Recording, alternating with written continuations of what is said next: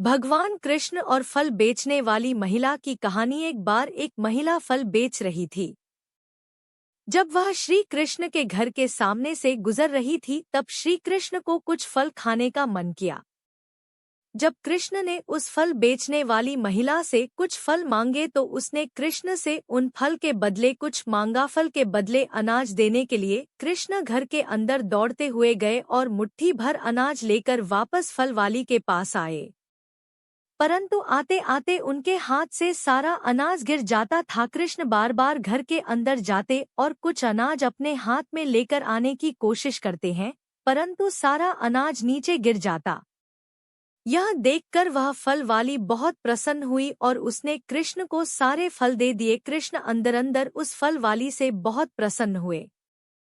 जब वह फल वाली अपना खाली टोकरा लेकर वहां से चली गई और अपने घर पहुंची तो उसने देखा कि उसकी टोकरी सोने और जवाहरात से भरी हुई है। कृष्ण को गोविंद क्यों कहते हैं? एक दिन भगवान कृष्ण के पास एक कामधेनु नामक गाय स्वर्ग से पहुंची।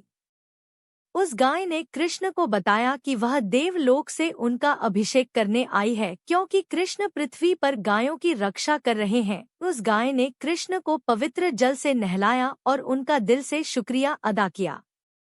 उसी समय भगवान इंद्र अपने हाथी ऐरावत पर विराजमान होकर वहां प्रस्तुत हुए और उन्होंने श्री कृष्ण को आशीर्वाद दिया और कहा कि आपके इन पुण्य कार्यों के लिए पूरे विश्व के लोग आपको गोविंद के नाम से जानेंगे। कृष्ण और पूतना असुर की कहानी। कृष्ण के मामा कंस का वध भगवान कृष्ण के हाथों ही लिखा था। यह जानने के बाद बार बार कंस अलग अलग असुरों को कृष्ण का वध करने के लिए भेजा करता था। एक बार कंस ने एक पूतना नाम की राक्षसनी को भेजा। पूतना वृंदावन पहुंची और उसने एक सुंदर महिला का भेष बदलकर कृष्ण को हर घर में ढूंढना शुरू किया। उस समय कृष्ण बहुत छोटे थे। जब वह कृष्ण के घर पहुंची तो उसने कृष्ण को पहचान लिया और अपना विषैला दूध पिलाने के लिए गोदी में उठाया।